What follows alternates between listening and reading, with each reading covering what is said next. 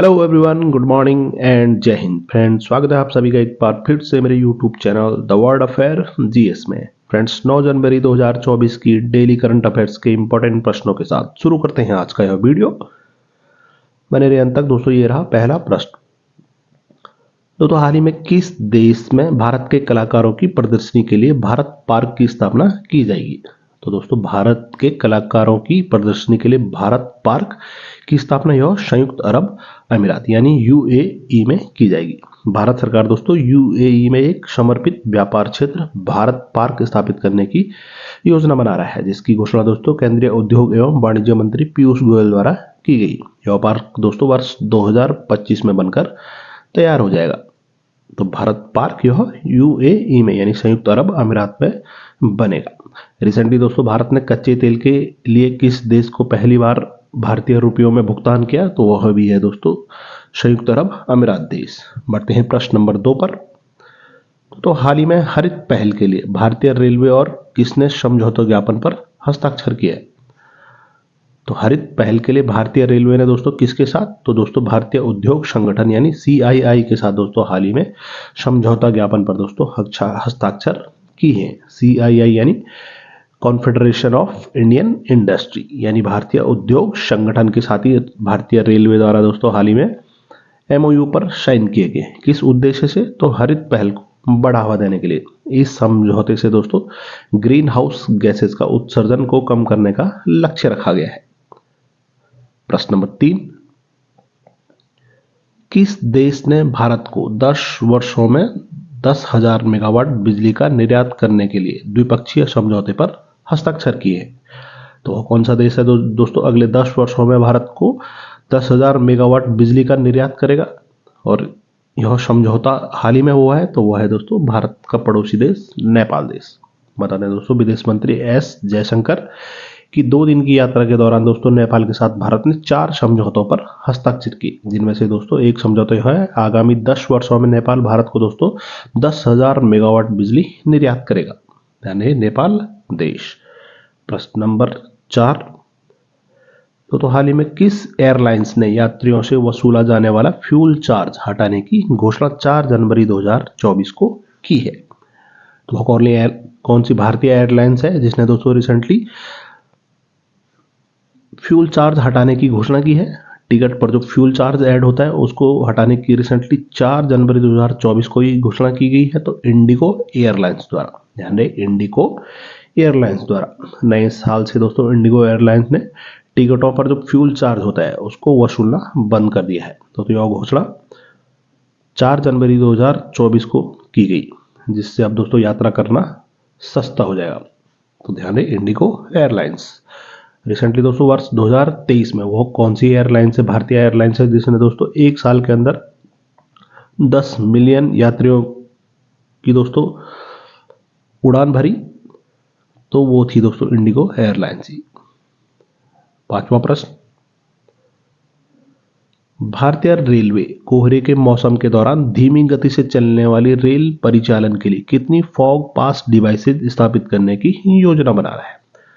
तो दोस्तों कोहरे के मौसम में रेलवे को सुचारू रूप से चलने के लिए फॉग पास डिवाइसेस अभी स्थापित की जाएंगी। तो कितनी फॉग पास डिवाइसेस स्थापित करने की योजना बना रहा है रेलवे? तो ध्यान रहे 19,742 फॉग पास डिवाइसेस दोस्तों भारतीय रेलवे द्वारा भी यह स्टैब्लिश की जाएंगी। दोस्तों विशेष रूप से उत्तर भारत में जब कोहरे के प्रकोप से बचने के लिए बिना प्रभावित हुए सुचारू रूप से चलने के लिए दोस्तों भारतीय रेलवे ने कितने 19,742 फॉग पास डिवाइसेज लगाने की योजना बना रहा है। प्रश्न नंबर 6 दोस्तों। केंद्रीय शिक्षा और कौशल विकास एवं उद्यमिता मंत्री धर्मेंद्र प्रधान ने उत्तर प्रदेश के किस जनपद में पीएम श्री स्कूलों का शुभारंभ किया है? तो भारत के दोस्तों शिक्षा मंत्री धर्मेंद्र प्रधान इनके द्वारा उत्तर प्रदेश के किस जनपद से, किस जिले से पीएम श्री स्कूलों का शुभारंभ किया गया? तो ध्यान दें लखनऊ जिला। लखनऊ से ही दोस्तों शिक्षा मंत्री धर्मेंद्र प्रधान ने पीएम श्री स्कूलों का वहां पर शुभारंभ किया। तो इसके लिए उत्तर प्रदेश में 928 स्कूलों और 81 केंद्रीय विद्यालयों और जवाहर नवोदय विद्यालयों को दोस्तों पीएम श्री स्कूल के रूप में विकसित किया गया है। प्रश्न नंबर 7, उत्तर प्रदेश के किस जनपद में रामायण वैक्स म्यूजियम का निर्माण किया जाएगा? तो दोस्तों रामायण पर आधारित वैक्स म्यूजियम यह उत्तर प्रदेश के किस जनपद में? तो ध्यान रहे अयोध्या में ही रामायण वैक्स म्यूजियम का दोस्तों हाल ही में अब निर्माण वहां पर किया जाएगा। इस म्यूजियम में दोस्तों राम, सीता, हनुमान और रामायण के अन्य सभी महत्वपूर्ण पात्रों के लगभग दोस्तों 100 मोम की मूर्तियों का वहां पर निर्माण किया जाएगा। इन मोम की मूर्तियों का निर्माण कौन करेंगे? तो उनका नाम है दोस्तों सुभाष कंडलूर। तो ध्यान रहे रामायण वैक्स म्यूजियम यह उत्तर प्रदेश के अयोध्या में इसका निर्माण किया जाएगा। 8 नंबर प्रश्न दोस्तों, किस तिथि को यानी किस डेट को महाराष्ट्र सरकार ने राज्य खेल दिवस मनाने की घोषणा की है? तो महाराष्ट्र गवर्नमेंट दोस्तों किस दिन को अभी महाराष्ट्र खेल दिवस या राज्य खेल दिवस मनाएगी? तो वह है दोस्तों 15 जनवरी को, यानी 15 जनवरी को ही महाराष्ट्र राज्य सरकार ने महाराष्ट्र राज्य खेल दिवस मनाने की घोषणा की है। बता दें दोस्तों ओलंपियन केडी जाधव की 98वीं जयंती पर यानी 15 जनवरी 2024 को महाराष्ट्र सरकार द्वारा खेल दिवस मनाने की दोस्तों घोषणा की गई। राष्ट्रीय खेल दिवस कब मनाया जाता है? तो यह 29 अगस्त को। अभी महाराष्ट्र में दोस्तों जो ओलंपिक के पहले मेडल विजेता थे भारत की तरफ से केडी जाधव, उनकी दोस्तों 98वीं जयंती यानी 15 जनवरी को महाराष्ट्र सरकार अभी राज्य खेल दिवस मनाने के रूप में घोषणा की है। केडी जाधव इनका जन्म कब हुआ था? तो 15 जनवरी 1926 को महाराष्ट्र के सतारा में केडी जाधव द्वारा दोस्तों भारत के लिए पहला ओलंपिक में पहला व्यक्तिगत पदक उनके द्वारा जीता गया था। प्रश्न नंबर 9 पर तो चेतेश्वर पुजारा ने फर्स्ट क्लास कैरियर का कौन सा दोहरा शतक जमाया है? रिसेंटली दोस्तों रणजी ट्रॉफी क्रिकेट की घरेलू प्रतियोगिता चली है जिसमें दोस्तों चेतेश्वर पुजारा द्वारा दोस्तों 17वां दोहरा शतक लगाया गया। फर्स्ट क्लास कैरियर का दोस्तों उनके द्वारा 17वां दोहरा शतक लगाया गया और दोस्तों वह दोहरे शतकों के मामले में दोस्तों अभी दुनिया में चौथे नंबर पर है। फर्स्ट क्लास क्रिकेट में सर्वाधिक दोहरे शतक किनके द्वारा? तो 37 दोहरे शतक दोस्तों ऑस्ट्रेलिया के डॉन ब्रैडमैन द्वारा लगाए गए। वहीं चेतेश्वर पुजारा द्वारा कौन सा? तो उनके द्वारा 17वां दोस्तों हाल ही में दोहरा शतक लगाया गया। इस मैच में दोस्तों पुजारा द्वारा 243 नाबाद रन बनाए गए। संयुक्त रूप से चौथा उनका स्थान है 17 दोहरे शतकों के साथ। बढ़ते प्रश्न 10वें पर तो केंद्रीय स्वास्थ्य मंत्री ने देश की पहली स्वस्थ और स्वच्छ फूड स्ट्रीट प्रसादम का उद्घाटन कहां किया? तो दोस्तों प्रसादम जो कि देश की पहली स्वस्थ और स्वच्छ फूड स्ट्रीट है, इसका उद्घाटन केंद्रीय स्वास्थ्य मंत्री द्वारा कहां पर किया गया? तो उज्जैन, यानी उज्जैन मध्य प्रदेश में ही केंद्रीय स्वास्थ्य मंत्री उनके द्वारा दोस्तों स्वच्छ और स्वस्थ फूड स्ट्रीट जिसका नाम प्रसादम रखा गया है उसका वहां पर उद्घाटन किया गया। उज्जैन में दोस्तों नीलकंठ वन महाकाल लोक में दोस्तों देश की पहली स्वस्थ और स्वच्छ फूड स्ट्रीट का प्रसादम का उद्घाटन केंद्रीय स्वास्थ्य मंत्री मनसुख मंडाविया ने किया। बता दें वहां पर उनके साथ मध्य प्रदेश के ही मुख्यमंत्री डॉक्टर मोहन यादव वहां पर मौजूद थे। अगला प्रश्न 11वां, 81वें गोल्डन ग्लोब अवार्ड में किस फिल्म ने सर्वश्रेष्ठ फिल्म ड्रामा का पुरस्कार जीता है? तो 81वें गोल्डन ग्लोब अवार्ड्स में दोस्तों ओपनहाइमर, ध्यान दें ओपनहाइमर फिल्म ने सर्वश्रेष्ठ फिल्म ड्रामा का वहां पर पुरस्कार जीता है। ध्यान दें ओपनहाइमर। 12वां प्रश्न दोस्तों, बांग्लादेश की प्रधानमंत्री और अवामी लीग प्रमुख शेख हसीना को लगातार कौन से कार्यकाल के लिए फिर से चुना गया है? तो ध्यान रहे बांग्लादेश की जो प्रधानमंत्री है शेख हसीना वह लगातार दोस्तों 5वें कार्यकाल के लिए दोस्तों फिर से वह चुनी गई है।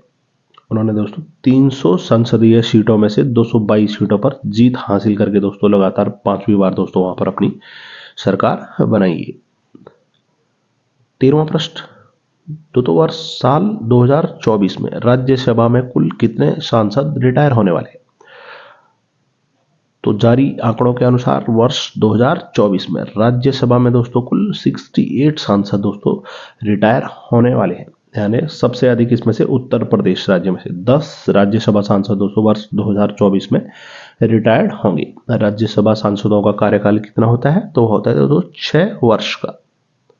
तो ध्यान है वर्ष 2024 में राज्यसभा के कुल 68 यानी 68 सांसद इस बार रिटायर्ड होंगे। प्रश्न 14 दोस्तों, भारत के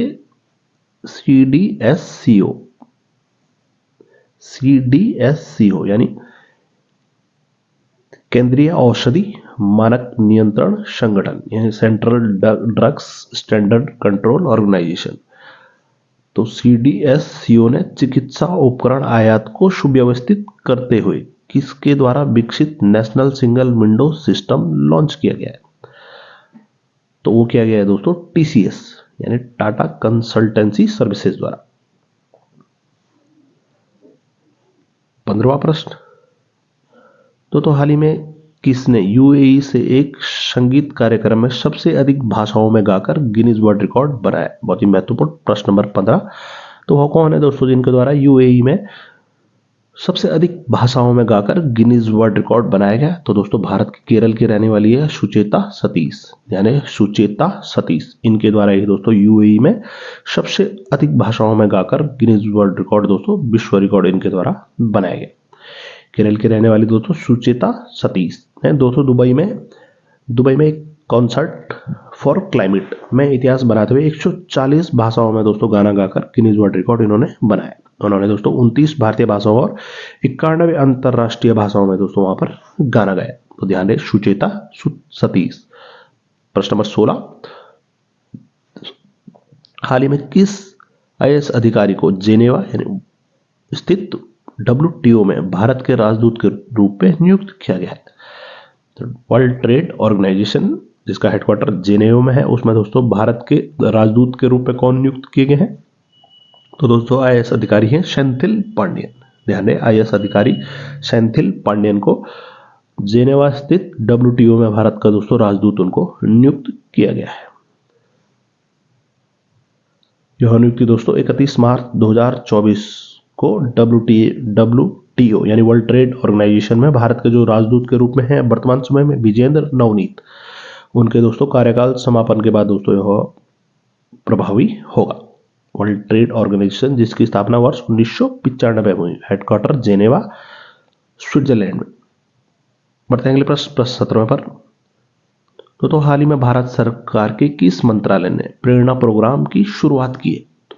प्रेरणा प्रोग्राम यह शिक्षा मंत्रालय द्वारा हाल ही में शुरू किया गया, यानी प्रेरणा प्रोग्राम यह भारत सरकार की शिक्षा मंत्रालय द्वारा हाल ही में शुरू किया गया।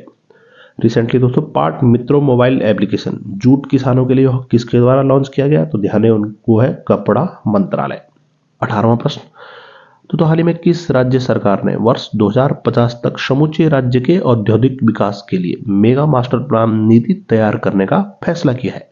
तो वह कौन सा राज्य है जिन्होंने वर्ष 2050 तक राज्य के समूचे औद्योगिक विकास के लिए मेगा मास्टर प्लान नीति तैयार करने का फैसला किया है? तो तेलंगाना राज्य, यानी तेलंगाना राज्य जिसके चीफ मिनिस्टर कौन है? तो उनका नाम है दोस्तों Revanth Reddy. Deputy chief minister कौन चुने गए हैं रिसेंटली वहां पर? तो उनका नाम है मल्लू भाटी विक्रमकारा।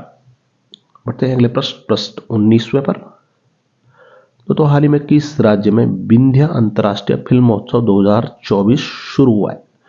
तो विंध्य इंटरनेशनल फिल्म फेस्टिवल यह मध्य प्रदेश में, यानी विंध्य फिल्म फेस्टिवल यह विंध्य अंतर्राष्ट्रीय फिल्म महोत्सव 2024 यह मध्य प्रदेश में आयोजित हुआ। बता दें दोस्तों 3 दिवसीय फिल्म फेस्टिवल था जिस, तो ध्यान रहे विंध्य अंतर्राष्ट्रीय फिल्म महोत्सव यह मध्य प्रदेश में। प्रश्न 20 राज का अंतिम प्रश्न, दोस्तों हाल ही में किस राज्य की सिमलीपाल काई चटनी को जीआई टैग दिया गया? तो सिमलीपाल काई चटनी को जीआई टैग मिला है ओडिशा राज्य की, जिसको कि दोस्तों लाल चींटी के नाम से भी जाना जाता है।